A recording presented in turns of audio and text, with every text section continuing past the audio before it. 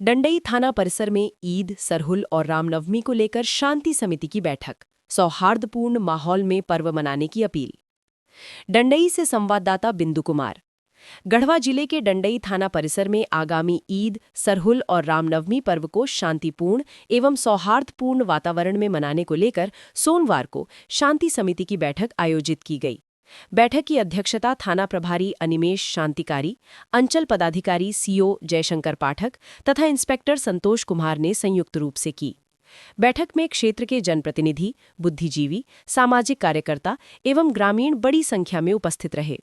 प्रशासनिक अधिकारियों ने सभी से अपील की कि सभी पर्व त्योहार आपसी भाईचारे, प्रेम और सौहार्द के साथ मनाएं तथा किसी भी प्रकार की अफवाह या विवाद की स्थिति उत्पन्न होने पर तुरंत प्रशासन को सूचना दें। थाना प्रभारी अनिमेश शांतिकारी ने कहा कि सभी पर्व समाज में प्रेम और एकता का संदेश देते हैं।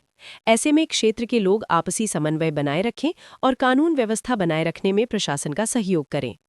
अंचल पदाधिकारी जयशंकर पाठक ने कहा कि त्योहारों के दौरान शांति व्यवस्था बनाए रखने के लिए प्रशासन पूरी तरह सतर्क और मुस्तैद रहेगा। किसी भी प्रकार की गड़बड़ी या विवाद की स्थिति में त्वरित कार्यवाही की जाएगी। इंस्पेक्टर संतोष कुमार ने लोगों से अपील की कि जुलूस या धार्मिक कार्यक्रम के दौरान प्रशासन द्वारा निर्धारित नियमों का पालन करें तथा किसी भी प्रकार की भड़काऊ गतिविधियों से दूर रहें।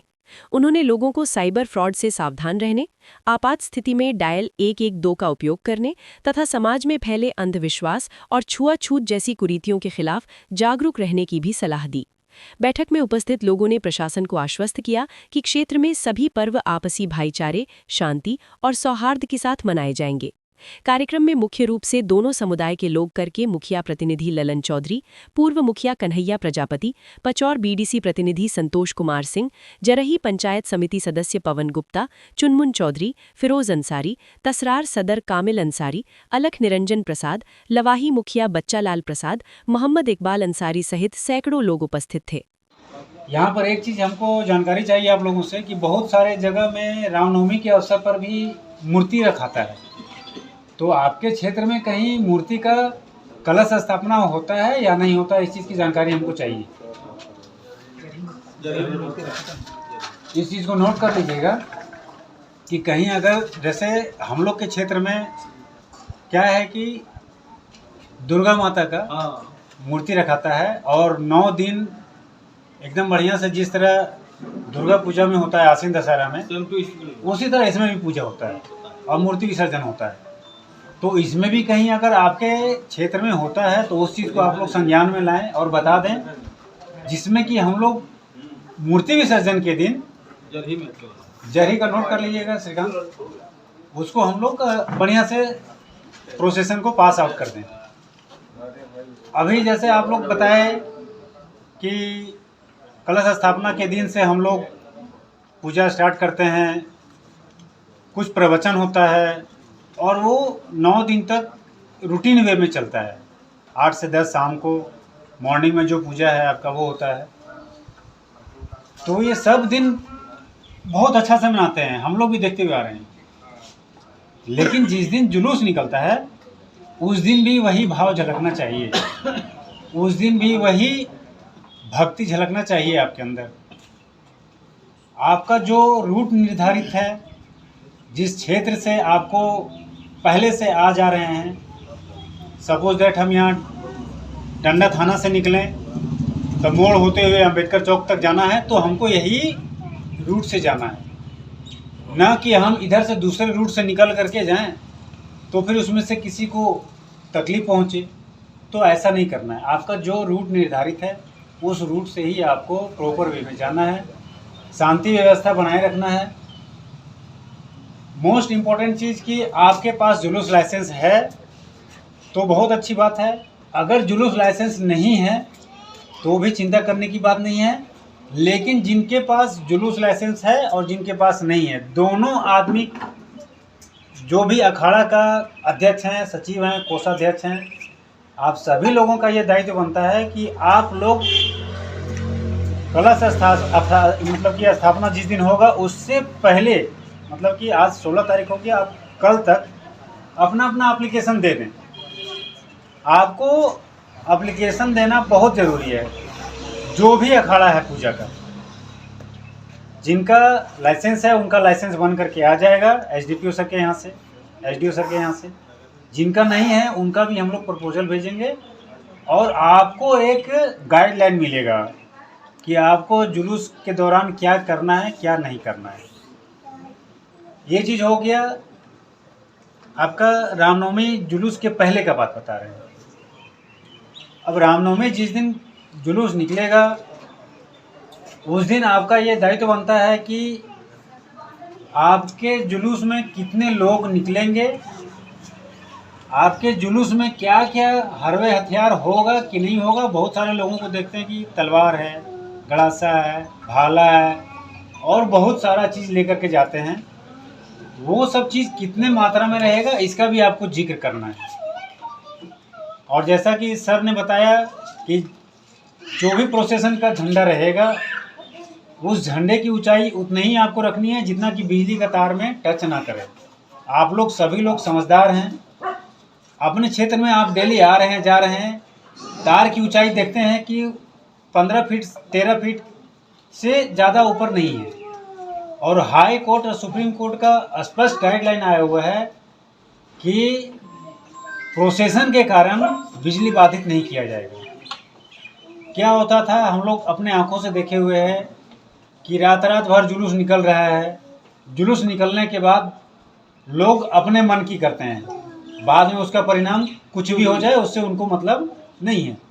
आपको टाइम दिया हुआ है कि आपको 10 बजे तक प्रोसेसन को ख़त्म कर देना है, तो आपका प्रोसेसन 3 बजे 4 बजे 5 बजे सुबह तक चलते रहता है। झंडा का ऊंचाई हम लोगों को इतना रखना है क्योंकि ऊपर में बिजली के तार से टच नहीं करे। बहुत सी घटनाएं दुर्घटनाएं झारखंड में हो चुकी हैं।